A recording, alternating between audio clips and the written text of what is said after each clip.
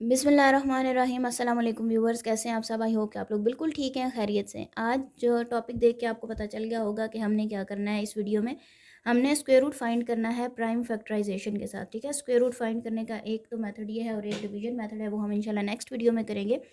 Exercise solve कर रहे हैं हम लोग, एक्सरसाइज 2.4। ठीक है, क्लास 8 की page number 26, Punjab text book board के पेज नंबर 26 पे आपको ये एक्सरसाइज मिल जाएगी। उसका क्वेश्चन नंबर 1 था, find the square root of the following numbers by using prime factorisation method. So first हमारे पास थी एक कॉमन फ्रैक्शन 49 डिवाइडेड बाय 64। आपको पता है कि fraction contains two parts, numerator is 49 and 64 is denominator. सबसे पहले आप प्राइम फैक्टराइजेशन को समझ लें कि वो क्या होती है, और उसके बाद इसको यूज़ करते हुए हमने सोल्यूशन फाइंड करना है। प्राइम नंबर्स का सेट आप लिख लें।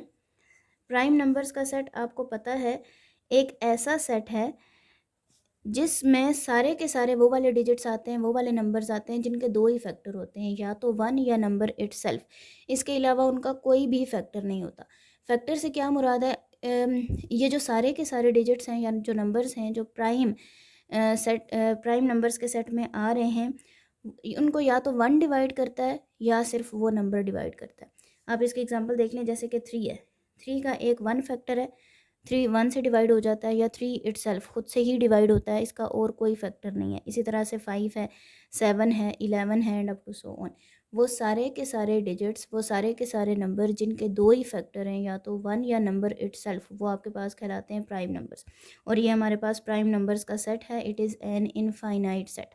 अब जो हमने स्क्वायर रूट फाइंड करना है 49/64 का, 49 के भी हम प्राइम फैक्टर्स बनाएंगे, ठीक है, और 64 के भी प्राइम फैक्टर्स बनाएंगे। तो चलें शुरू करते हैं इस एग्जांपल को, ताकि आपको और भी अच्छे तरीके से ये मेथड समझ आ जाए। सो 49 को हम डिवाइड करते हैं। अच्छा, प्राइम नंबर्स का सेट हमने ये लिखा हुआ है। आप यहाँ पे सबसे जो लीस्ट डिजिट है उससे शुरू करें डिवीजन का मेथड, क्योंकि इस तरह से डायरेक्ट देख के हमें पता नहीं चलता ना कि कौन से नंबर के साथ ये डिवाइड हो रहा है। ठीक है, तो देखें 49 देखें 2 से डिवाइड होता है नहीं, 3 से होता है नहीं, 5 से, इससे भी नहीं होगा। 7 से डिवाइड हो जाएगा, 7 7 आर 49। तो हम लोग इसको सॉल्व कर लेते हैं। 7 7 आर 49 और 7 दोबारा 7 से डिवाइड हो जाएगा, 7 1 आर 7। अब 49 पूरा जो है वो डिवाइड हो गया।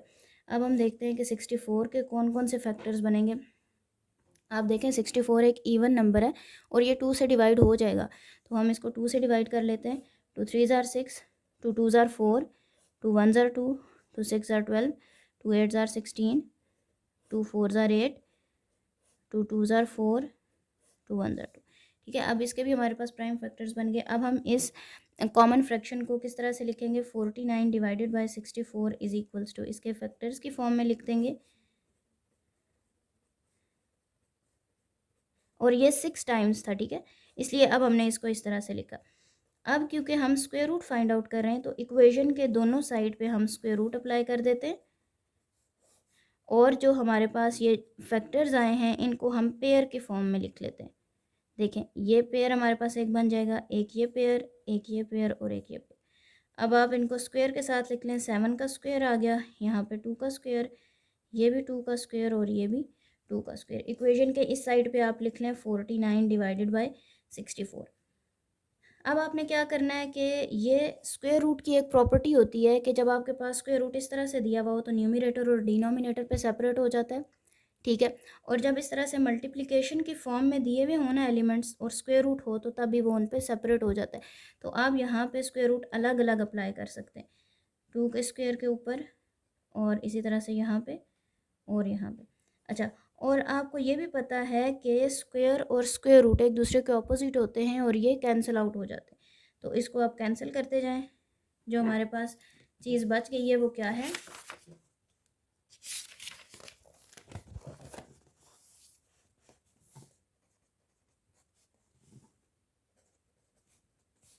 ये हमारे पास आ गया 7, और क्योंकि स्क्वायर और स्क्वायर रूट कैंसिल हो गए थे, तो ये हमारे पास इस तरह से आ जाएगा 7 डिवाइडेड बाय, इनको आप आपस में मल्टीप्लाई कर देते हैं। 2 2 ज़ार 4, 4 2 ज़ार 8, और सॉरी यहाँ पे आपने स्क्वायर रूट लगाना है क्योंकि हम इसका क्या करें, स्क्वायर रूट फाइंड आउट करें। तो ये आप लोगों का सोल्यूशन है। ठीक है, 49/64 का स्क्वायर रूट आपके पास आता है 7 डिवाइडेड बाई 8। ठीक है, हमारा जो क्वेश्चन था वो सॉल्व हो गया। Solution is 7/8। अब नेक्स्ट क्वेश्चन हम कर लेते हैं।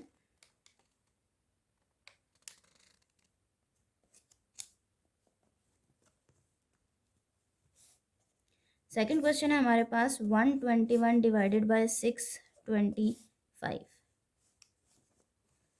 अच्छा जी, 121 के भी हम प्राइम फैक्टर्स बनाते हैं। प्राइम नंबर्स के सेट में से आप सारे एलिमेंट्स को देख लीजिए, 11 के अलावा कोई भी ऐसा नंबर या डिजिट नहीं होगा जो 121 को डिवाइड कर रहा होगा, ठीक है। तो 11 से ये डिवाइड हो जाएगा, 11 11 ज़ार एंड 11 1 ज़ार।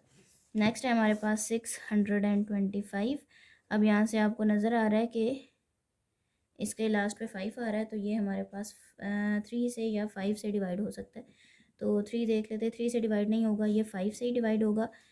5 1 ज़ार 5 6, 5 2 ज़ार 10, 5 5 ज़ार 25, 5 2 ज़ार 10, 2 रिमाइंडर था, 5 5 ज़ार 25, 5 5 ज़ार 25 एंड 5 1 ज़ार 5, ठीक है।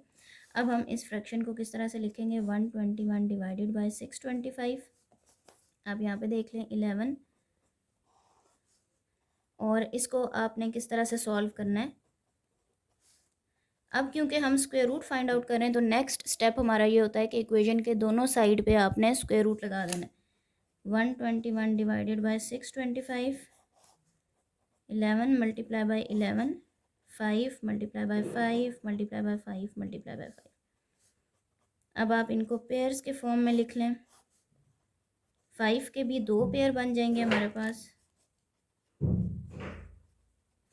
ठीक है। अब स्क्वायर रूट की प्रॉपर्टी, क्योंकि आपको पता है कि जब इस तरह से हो तो हम स्क्वायर रूट अलग अलग करके लिख सकते हैं। तो हमने लिख लिया 121 divided by 625।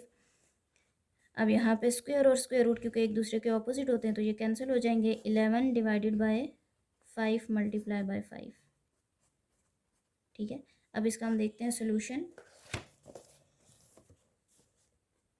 121 divided by 625 square root is equals to 11 by 5 5 ज़ार 25।